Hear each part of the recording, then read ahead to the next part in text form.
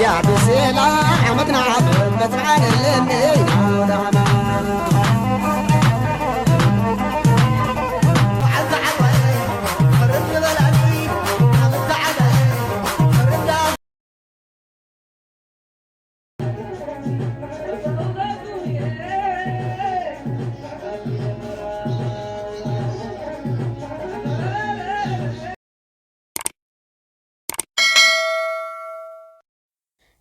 سلام ناي ميس يوتيوب شانل تخاتلت بيتسو همهنيهم نحنا دهم እግዚአብሔር ይመስገን ኣነ ሰላም ከምቲ ኣነ ሰላም ዘለኹ ድማ ሰላም ክትሆን ለይ ናይ ልባዊ ትምኒት እዩ እሽምባርከስ ከምቲ ልሙድ ማለት እዩ ሓደሽቲ ንዝኾንኩም ሰብስክራይብ ላይክ ሼር ናገርኩም ቤተሰብ ክትሆኑ ና ሜስ ዩቲዩብ ብትሕትና ይለበበኩም ቀዲምኩም ሰብስክራይብ ትገብሩለይ ላይክ ትገብሩለይ ተተባብዑኒ ኮነይ ዘለኹም ድማ ኣዝያ ካብ ልበይ ላመስግን ክኤ ኩራት ቤተሰብ እሽምባርከስ ለማ አንተ ደግሞ ሒዘልኩም መጽ ዘለኹ ፊሊ ብዘለም ቪዲዮ ሒዘልኩም መጽኒኹ እና ቀጻሊ ክትርእዎ ኢኹም ያው ተስፋ ይገበር ኤኒዌይስ ግን ለማ አንተ ቪዲዮ ልሰራሕዎ ደስ በሃሊ ቪዲዮ ሰሪሕኒኹ ማለት እዩ ናይ ለማ አንተ ቪዲዮና ደግሞ ናይ 2018 ኣውደ ዓመት 2017 ናይ 2018 ናተዘጋገርና ለማ አንተ ቆጠኛ ለኾነ ኣውደ ዓመት ንገዛና ማለት እዩ ከምቲ ትርእይዎ ኣለኹም ገና ኢና ንዘጋጀለና ኢና ኣውዚ ህያቤና ማዘር እንትንላ ፖሊዮም ጨጎራና እዚ ስጋ ማዘር ከዓት መትርላ ካሜራ ኸይተቃርጽኒ ስለዚ ተቆኑን ኪላ አጋጣሚ ተሐራያ ተቆኒና ማዘር እና ከምቲ ትርእይዎ ኣለኹም ደስ ልብል ግዜ ኣሕሊፍና ካብ መጀመርያ ክሻዕ መጨረሻ ርእይዎ ኢኹም በተለይ ሰብስክራይብ ዘይገበርኩም ሰባት ሃልዮም ግን ሰብስክራይብ ገበሩ ፕሊስ ቤተሰብ ማለት እዩ እና ያቤው ጁኒየር አይዎ ከታፍ ኮይነንዮ ተይል በሃል ባዕድና ጨቆራይ ዝበሃል ባይዞይ ኣውዚ ኸዓ በቃ ዘና ብልክ በሊ ኣንሕና እንድሕር ዛገርና ሰሪሕና እሰኸውን ቡና ፍልሕለይ ተባሂለ ኣነ ኸዓ ቡና ካፍልሕሎም እዩ ማለት እዩ ጻሕላ ተኻዳዲነ ከምዚ ኢለ ንኹንደይ ያሸሓተው ወርቅ ካላ ገርና ኢና ለማ ኣውደ ዓመት ፍልይ ልበለ እዩ ደስ ይብል ብጣዕሚ ማለት እዩ ማርያም እክይልና ኢና ውዕልና ካልኣይ ነገር ከዓ በቃ ደስ ይብል በቃ ጫውጫው ለወዝሕ ማለት ተውሒድካ ገለስ ኣውደ ዓመት ይመስለካኒ ብዙሕ ኢልካ ትውዕል ከለኻ ግን ኣውደ ዓመት እዩ ዝመስለካና ኣነ እውን ቡና ካፍልሕሎም እየ ከምዚ ኢለ ጻዕዳ ተኸዲነ ተቆናኒነ ማለት እዩ ቤተሰብ ኣብዚ ፀቢብኒ ተሓደ ውፅአ ኣብቲ ሓደ ኢደቲ ላው ዘየቲ ደይ ማለት እዩ ቁናናይ ከመይትርእዮ ደሳልደ ንሓድሽ ዓመት ብጣዕሚ ደስ ልብል ባይዘይ ድሮ ኣውደ ዓመት እውን ዝነበረና ዝግጅት እውን ሰሪሐልኩም እየ ቪድዮ ኤኒዌይስ ከዚ ሸር ክበሃል ኣይኮነን እዚ ቪድዮ እዚ ኣብ መጀመርያ ቪድዮ እውን ስለነገርኩም ያው ለቐጻሊ ቪድዮ ላሰርሕ ክኢል ዝጸንሕ ኣለኹ ምክንያቱ ነፍሰ ጡር ኮይነ ሕዚ ቪድዮ ሸር ክብል ኣይተመቸየንን ማለት እዩ ደስ ኣይበለንን ምስ ወለድኩ ግን ኩሉ እቲ ልሰርሖ ዝነበርኩ ቪድዮታት በብደረጅኡ ገይረ ሸር ክብለልኩም እየ ማለት እዩ እና ቤተሰብ ከምቲ ትርእይዎ ዘለኹም ኣብዚ ከዓ ሙዚቃ ነይረ እዩ ብውሽጢ ጭፍር ኣለኹ ኢላ ሳዕሳዕኹ ገለ እየ ልሰርሕ ኣለኹ ቀዳማይ ነገር ከዓ እንት እናተዛረብኩ ምናምን ቪድዮ ክሰርሕ ኢለ ነይረ ግን ብጣዕሚ እዩ ድምፂ ዘሎ ምክንያቱ ኣውደ ዓመት ከዓ ነፃነት ክኻልኦም ደስ ኣይበለንን ማለት እዩ እንቶም ኣወዳት ኣጓላትን ማለት እዩ ኩሎም ስልኪ ይድወሎም ወይ ከዓ ሙዚቃ ይኸፍቲ ገላና ከዓ ኮፒራይት ለኸይብለኒ ኣየእትወይ ነይረቲ ናቶም ማለት እዩ ኦቨር እየ ዝገብሮ ኣለኹ እዚ ሪካርድ እዚ ነፀላ ቀብለኒ ገለ እየ ዝብልኹ እዚ ከዓ ለህያበይ ሓወ እዩ ነቐበለኒ ነፀላ ምክንያቱ እንታይ ድዩ በቃ ብጣዕሚ ኢኻ ትፈርሕ ኮፒራይት ወላ ዩቲዩብ ተቐቢልካ ሃለሲ ብጽቡቅ ኣይኮነን ክሻዕ ንእሽቶ ዕብይ ዝብል ዩቲዩብካ ማለት እዩ ኣብዚ ያው ነፀላ ተኸዳዲና ወዳዲኣ ህዚ ቡና እየከፍልሕ እያ ክሻዕ መጨረሻ ርእይዎ ብጣዕሚ ደስ ልብል ዝግጅት እዩ ነይሩ ናይ ሸውዒቱ ያው እቲ ግቡእ ኢልኾነ ቀሪፀልኩም እየ ክትርእይዎ ኢኹም ባይዘወይ ካሜራ ከዓ ብጣዕሚ ኢኻ ትስከፍ እንትን ኮንካ ማለት ካሜራ ዘይፈቱ ሰብ ኣሎ ኩሉ ሓደ ኣይኮነን እና ብዙሕ ኣይቀረፅኩዎም ንኣቶም እቲ ምግብና እቲ እንትን ቆሪፀዮም ማለት እዩ ኢዶም ገለ የቆሪፀዮም አራት ተሰኪፎም ማለት እዩ እንዳህለይ ደለዩ ኣብዚ በቃ ሙዚቃ ወሊዖም ገለ ይሽሽ ኣሎ ቡና ይቀርብ ተባሂሉ ፍቲ ቡና ተፍልሐላ ተባሂለ ኣብዚ ከዓ ዝዝዩ ኣለኹ ማለት እዩ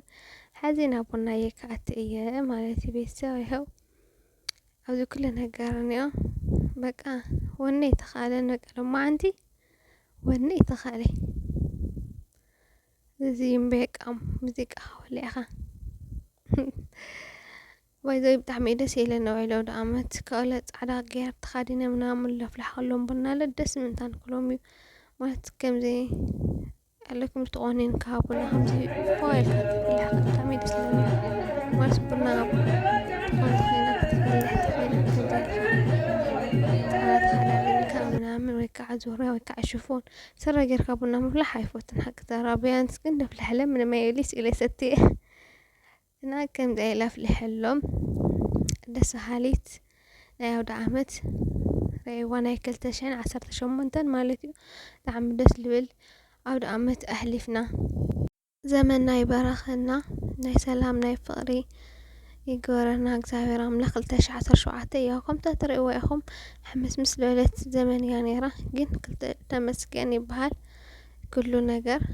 2018 ግን ናይ ሰላም ናይ ፍቕሪ ይግበረና እግዚአብሔር ኣምላኽ 2007 ግን 2017 ናይ መንክሌ ይቅርታ እና ሓደ ተጨውዩ ይሰምዕ ሓደ ሞይቱ ትሰምዕ ሓደ ተኣሲሩ ሰምዕ ሓደ ብልያያ ግልብያ ኣሎ ገንዘብ ውፅሉ ይበሃል በቃ ብጣዕሚ እዩ ነይሩ ችግርና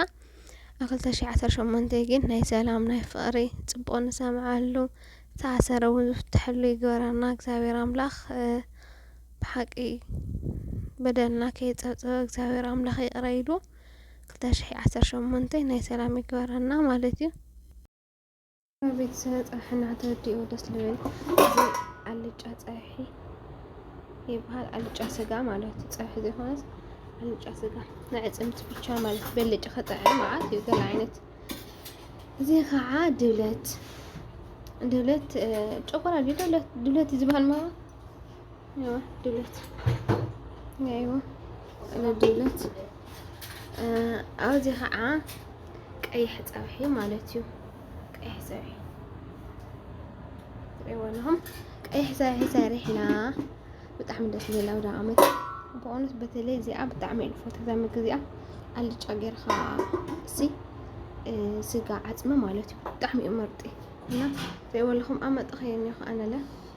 ብጣዕሚ ደስ ዝብል ወይ ናይ ሎሚ ሓድሽ ዓመት ብጣዕሚ ደስ ዝብል ኣውደ ዓመት እዩ ከም ትረኽብዎ ማለት እዩ ቤተሰብ እና ንመጀመርያ መዓልቲ ሓድሽ ዓመት ኣብ እጃዛ ዝውዕሉ ኾነ እውን ኩሉ ሻዕ ኣብ ስራሕ እየ ዝውዕል ማለት ኣብቲ ኣውደ ዓመት ሰዓትቲ ዘይምቹ ይፀንሐኒ ነይሩና ሎማዓንቲ ግን ኣውደ ዓመት ኣብ ገዛ ይውዕለ ስራሕ ይውዕል እውን ጥንስቲ እየ ዘለኹ ተታሒዘ እየ ኣለኹ ብዘይተሓዝና ኣብ ስራሕ የውዕለኒ ኣይመነ ገዛ ይክእል ይቅርታ እና ደስ ዝብል ኣውደ ዓመት እኒኦ ግን ከዓ ብዙሕ ሰብ ኣብ ቪድዮ ይፈትኒ ቪድዮ ይፈትኒዮ ከም ዝበልኩኹም ማለት እዩ እና እዚ ልቸግረካ ቪድዮ ንምስራሕ እምበር ካልእ ደስ በሃሊ እኒኦ እና ደስ በሃሊ ኣውደ ዓመት እኒኦ ክበልዑ ከለዉ ናይ ቀርፆምን ግን እቲ ምግቢ ክቐፀልኩም እየ ብዙሓት ኢና ግን ኢና ከምቲ እንታይ ሽም ከምዚ ኣውደ ዓመት ንዓድኻ ኢኻ ትዝክር ብእውነት ደስ ክብለካ ኣብ ስደት ዘለኻስ ኣይመስለካ እንድሕር ብብዙሕ ትኮንካ ትሕልፎ ትኮንካ ኣውደ ዓመት ደስ ይብለካ እና ብዙሓት ኢና ኒና ማረኻ ዓውዳት ንወፅሑ ገዛና እኒኦ እና ከቐርፀልኩም እየ ቤተሰብ ገፆም ግን ክቕረፀ ኣይኽእልን ብጣዕሚ እዩ ዝድብሮም እና ትለለ ኩሉ ነገር ክቐርፀልኩም እየ ይኸው ኣብዚ እውን ምግቢ ክንበልዕ ንቀራርብ ኣለና ማለት እዩ ኩሉ ነገር ድብለት ቀይሕ ፀብሒ ኣልጫ ስጋ ቀራሪብና ኢና ክንበልዕ እዚ እውን እንጀራ ጥቕልል ኣቢልና ከም ንዓድና ጌርና ቀሪብና ኒና ባይዘይቲ ፀብሒ ኣብዚ ካሜራ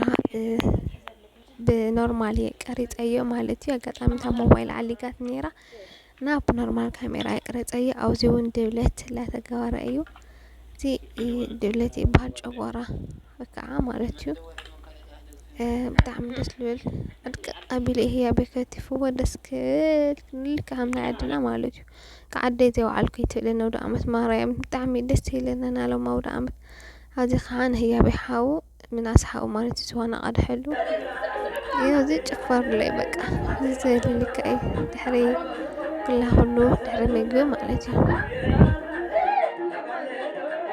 እና ቤተሰብ ኣብ መጨረሻ ብጣዕሚ ደስ ዝረአዩላ ጨፈሩ እዮም ኩሎም ሳዕስዖም እዮም ግን ኣይቀርጽኩም ናይ ተመወዳት ናይ ያቤና ናይ ማዘር እና ናዛ ዝቆነነት ንሰላም ትበሃል ማለት እዩ እና እዚኣት ምስሊ ናይ ኣውደ ዓመት 2018 ንዓመት እውን ብሰላም ይቆረና እግዚአብሔር አምላክ እና ካብ ሕዚ እውን شعب خالد فيديو المسكون لهم باي باي مبارك مستوى